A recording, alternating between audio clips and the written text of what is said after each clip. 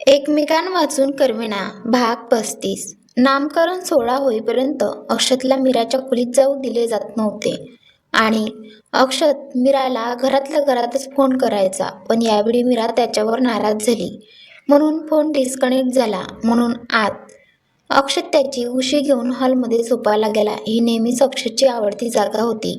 थोड्या वेळाने तो झोपी गेला. सकाळी मीरा झोपली होती तेव्हा अमायराच्या रडण्याने तिला जाग आली. राधाजी रडण्याचा आवाज ऐकून खोलीत आली. तिने अमायराला आपल्या मांडीवर घेतले आणि म्हणाली, मीरा तू झोप, मी हे सगळं सांभाळते. ठीक आहे आई. मीरा पुन्हा झोपू लागली. अमायरामुळे तिला रात्रभर नीट झोप लागली नव्हती. थोड्या वेळाने ती पुन्हा झोपी गेली. राधाजीने अमायराला हाक मारली. तिने तिला झोपवले आणि मग स्वतः बाहेर गेली. अक्षत बाहेर सोफ्यावर झोपला होता. अक्षत अचानक जागा झाला. तो हॉलमध्ये सोफ्यावर होता. तो आत गेला आणि अंघोळ केली.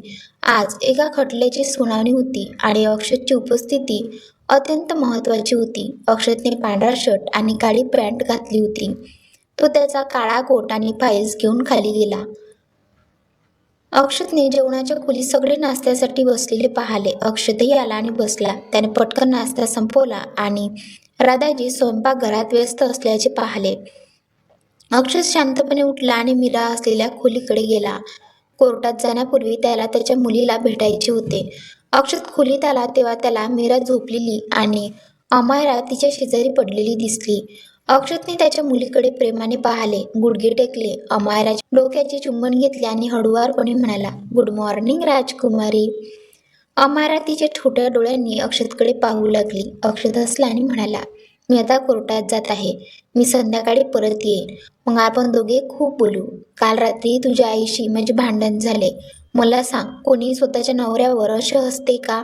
बरं, मी तुला पाहिले आहे. आता मी जात आहे. नाहीतर जर आईने मला पाहिले तर ती मला फटकारेल. असे म्हणत अक्षतने अमायराला पुन्हा चुंबन घेतले आणि निघून जाऊ लागला.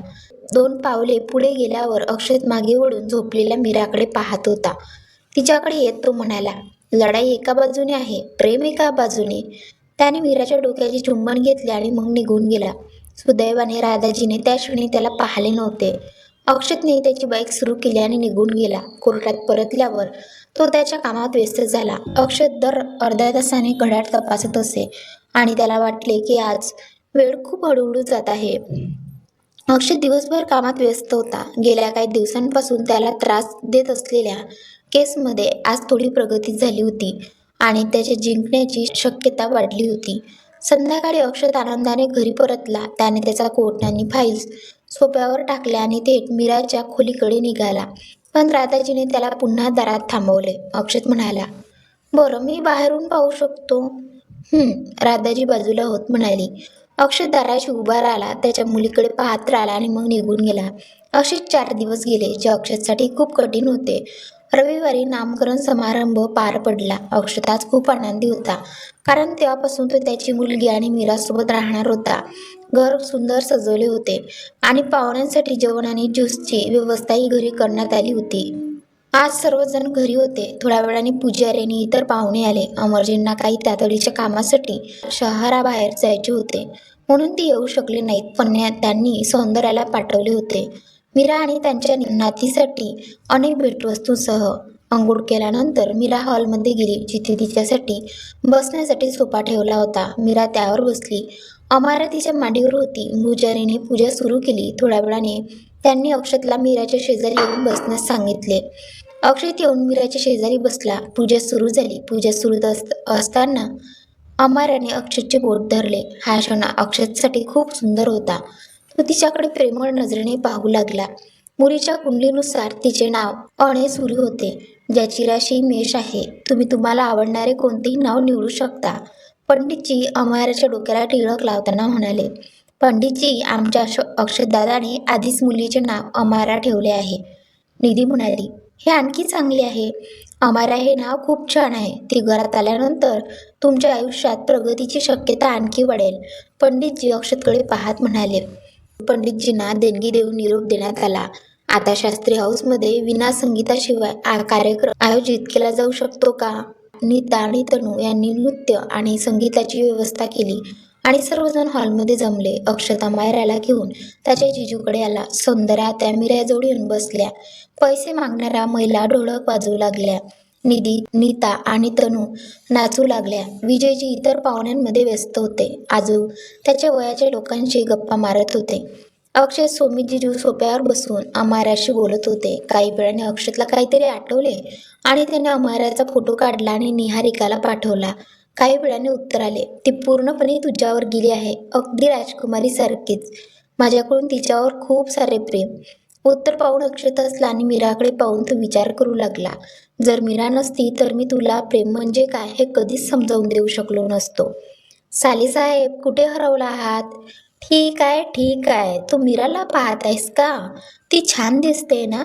जिजूने अमायराला आपल्या मांडीवर घेत म्हटले. हो, ती खूप छान दिसते. अक्षत मीराकडे पाहत म्हणाला.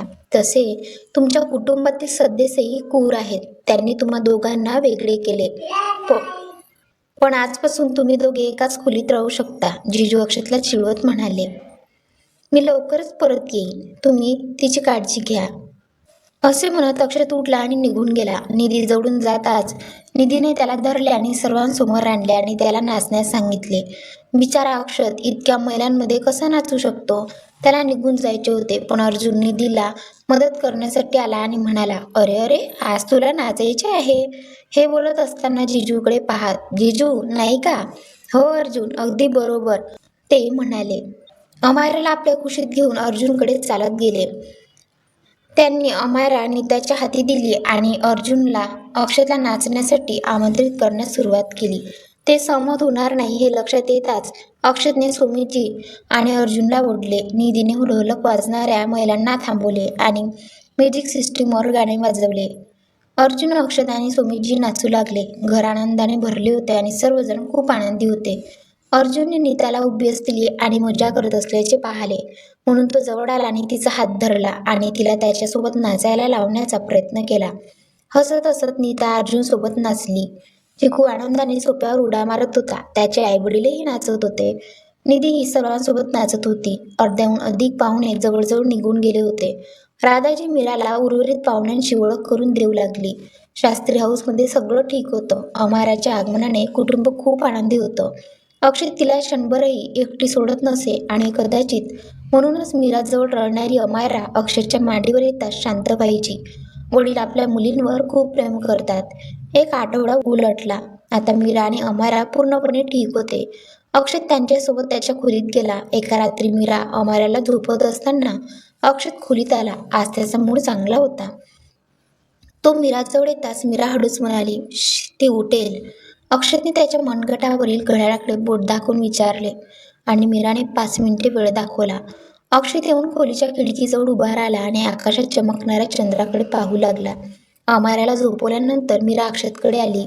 किती दिवस दोघे एकत्र राहिल्यानंतर अक्षतने मीराला आपल्या मिठीत घेतले आणि म्हणाला, सर्व काही ठीक चालले आहे ना मीरा? अमायरा आल्याने आपल्या आयुष्यातील आनंद द्विगुणित झाला आहे. सगळं झालं. आता मला फक्त तुला आणि अमायराला कायम आनंदी ठेवायचं आहे. तुमच्या आनंदातच माझा आनंद आहे अक्षयजी. तुम्ही मला जे प्रेम दिलं आहे ते जगातील सर्व आनंदांपेक्षा जास्त आहे, मीरा म्हणाली आणि अक्षय तिच्या डोळ्यात पाहू लागला. खिडकीतून येणाऱ्या वाऱ्यामुळे मीराच्या केसाचे बट तिच्या गालावर फिरत होते. तिच्या डोळ्यात पाहत अक्षतने प्रेमाने त्या बट तिच्या कानामागे गुंडाळल्या. अक्षतच्या स्पर्शाने मीराने डोळे मिटले. अक्षतने आपले ओठ मीराच्या ओठांकडे वळवत मीराच्या थोडे जवळ आला. अमायरा रडण्याचा आवाज आला. मीराने डोळे उघडले आणि अक्षत तिच्या अगदी जवळ उभा असलेला पाहिला. मीराला अक्षतच्या भावना समजल्या, पण या क्षणी अमायराच्या रडण्याने त्या भावनांवर मात केली. ती उठली. मीरा निरागसपणे म्हणाली, अक्षतला समजले, म्हणून हसत हसत मीराच्या डोक्यावर डोके ठेवले आणि नंतर दूर सरकून म्हणाला, जा. मीरा आली आणि अमायराला धरून तिच्या शेजारी झोपली आणि तिला थाप देऊ लागली. अक्षतने त्याच्या भावना दाबल्या आणि अमायरा जवळ येऊन झोपला. अक्षत आणि मीरा एकमेकांकडे पाहत होते. थोड्या वेळाने मीरा ही बाळासोबत झोपी गेली. अक्षतने तिला पाहिले तेव्हा त्याने प्रथम अमायराच्या डोक्यावर चुंबन घेतले आणि नंतर थोडेसे वाकून मीराच्या डोक्यावर चुंबन घेतले. त्याने जवळ पडलेला एक ब्लँकेट उचलला. दोघींनाही घट्ट झाकले आणि नंतर त्याने स्वतःला झाकले. सकाळी मीरा उठून बाथरूममध्ये गेली. ती परत आल्यावर अक्षत आणि अमायराकडे पाहून हसली. ज्याप्रमाणे अक्षत एक हात त्याच्या मानेवर ठेवून झोपला होता, त्याचप्रमाणे अमराही त्या स्थितीत पडली होती. त्यांना पाहून मीरा अमराला अक्षतची पूर्ण कॉपी आहे याची खात्री पटल्यावर ती त्यांच्याकडे गेली. जवळच पडलेला एक ब्लँकेट उचलला आणि दोघांनाही झाकले. मीराने अमरा आणि अक्षतच्या डोक्याचे चुंबन घेतले आणि खोलीतून बाहेर पडली. वेळ लवकर निघून गेला. दिवाळीच्या संध्याकाळी देवी लक्ष्मीची पूजा केल्यानंतर सर्वजण फटाके वाजवण्यासाठी लॉनमध्ये आले. अक्षत अमराला आपल्या कुशीत घेऊन उभा होता. रघु, चिकू आणि काव्यासाठी स्पार्कल पेटवत होता आणि त्यांची काळजीही घेत होता. अर्जुन आणि सुमी, जिजू रॉकेट आणि इतर फटाके पेटवत होते. सर्वांनी मोठ्या उत्साहात दिवाळी साजरी केली आणि मग आली दिवाळीची रात्र होती म्हणून सर्वांनी रात्रभर गप्पा मारल्या. खूप मजा आणि विनोद झाले. घरी सहसा असे होत नव्हते, पण आज विजयजीही तिथे बसून सर्वांसोबत विनोद करत होते. जेव्हा राधाजीने सर्वांना हसताना पाहिले तेव्हा ती स्वतःशी म्हणाली, या घराच्या आनंदावर कोणीही वाईट नजर टाकू नये. त्या रात्री सर्वजण उशिरा झोपायला गेले. अमराच्या आगमनाने मीराच्या जबाबदाऱ्या आणखी वाढल्या होत्या. ती दिवसभर तिची काळजी घेण्यात घालवत असे. उठल्यावर अक्षत पहिल्यांदा अमराचा चेहरा पाहत असे. तो त्याच्या राजकुमारीला आपले भाग्य मानत असे. 5 महिने उलटून गेले होते. आता अक्षतला अमराची इतकी सवय झाली होती की तो तिच्याशिवाय क्षणभरही राहू शकत नव्हता. संध्याकाळी तो जेव्हा जेव्हा घरी यायचा तेव्हा तो तिला भेटणारा पहिलाच असायचा. अक्षतला पाहून अमराही हसायला लागली. एके दिवशी सकाळी अक्षतला एका बैठकीला जायचं होतं आणि त्याच्या हातात 4-5 शर्ट होते आणि त्याने अमराला एक एक करून दाखवताना तो विचारायचा, हे ठीक आहे का? नाही, ठीक आहे, थांब, हे कसे आहे? दाराशी उभे असलेल्या मीराने पाहिले तेव्हा ती आत आली आणि आश्चर्याने म्हणाली, तुम्ही काय करताय? मी अमराला विचारत आहे की आज मीटिंगला कोणता शर्ट घालू. अक्षत म्हणाला, अक्षतची ती एक लहान मुलगी आहे, तिला कळणार नाही. मीरा म्हणाली, तुला विश्वास बसत नाहीये? थांब, मी तुला दाखवते. असं म्हणत अक्षतने पुन्हा स्काय ब्लू शर्ट उचलला आणि म्हणाला, राजकुमारी, हे ठीक आहे का? मीराच्या लक्षात आले की जेव्हा अक्षतने हे सांगितले तेव्हा अमराने तिचे ओठ बाहेर काढले, जणू तिला शर्ट आवडला नाही हे दर्शवण्यासाठी. मीराने अक्षतकडे आणि नंतर अमराकडे आश्चर्याने पाहिले. अक्षतने शर्ट बाजूला ठेवला आणि दुसरा शर्ट घातला आणि म्हणाला, हे ठीक आहे का? यावेळी अमरा हसायला लागली आणि अक्षत म्हणाला, गुड चॉईस, मी ते लगेच घालेन. मीराने वडील मुलीचे नाते पाहिले आणि ती अमराकडे आली आणि तिला दूध देऊ लागली. अक्षत मीटिंगसाठी निघून गेला. मीरा अमराला खाली घेऊन गेली. निधीच्या लग्नाला फक्त 1 महिना बाकी होता आणि घरी तयारी सुरू होती. अमराला पाहून काव्या म्हणाली, मामी, ती मला द्या, मला तिच्यासोबत खेळायचं आहे. ठीक आहे, आधी तिथे जाऊन बस, मी तिला घेऊन येतो, मीरा म्हणाली. आणि काव्या आणि चिकू येऊन हॉलमधील गादीवर बसले. अमरा 5 महिन्यांची होती आणि लवकरच ती उठून बसायला लागली होती. मीराने अमराला आणले आणि काव्याच्या शेजारी बसवले. चिकूने तिची सर्व खेळणी आणली. तो ते तिच्या समोर ठेवू लागला.